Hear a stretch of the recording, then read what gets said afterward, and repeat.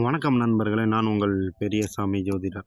நம்ம தொடர்ந்து அற்புதமான பலன்கள் பார்த்துட்டு வந்துட்டுருக்கோம். இப்போ நம்ம பார்க்குறது எத பார்க்கலாம் அப்படின்னு பார்த்தீங்கன்னா, வேசி யோகம். அது என்னப்பா வேசி யோகம்?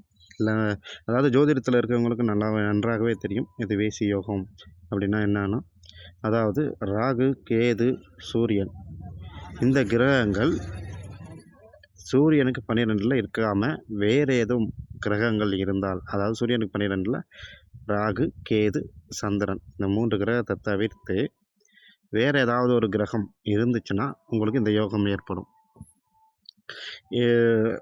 இதை நான் எங்கேருந்து சொல்கிறேன் அப்படின்னு கேட்டிங்கன்னா, ஜாதக அலங்காரம் அப்படிங்கிற புக்கில் இருக்குது.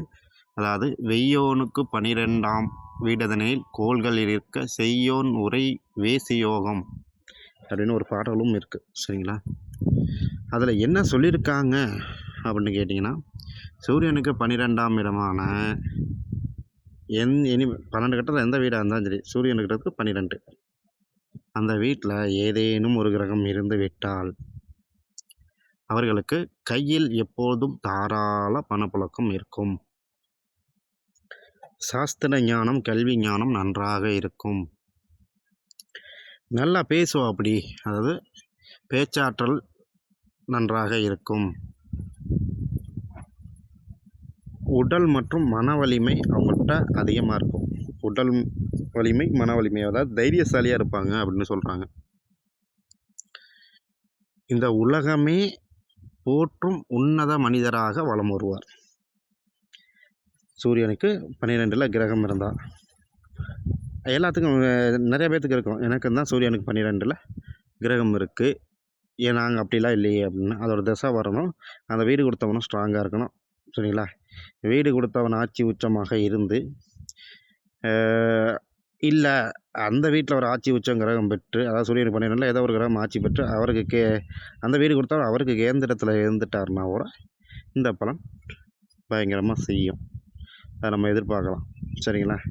இதுக்கான எக்ஸாம்பிள் ஜாதகங்கள் என்னால் நிறைய கொடுக்க முடியும். இது நான் மொபைலில் ரெக்கார்ட் பண்ணுறதுனால சும்மா கொஞ்சமாக தான் என்னால் போட முடியும். சரிங்களா?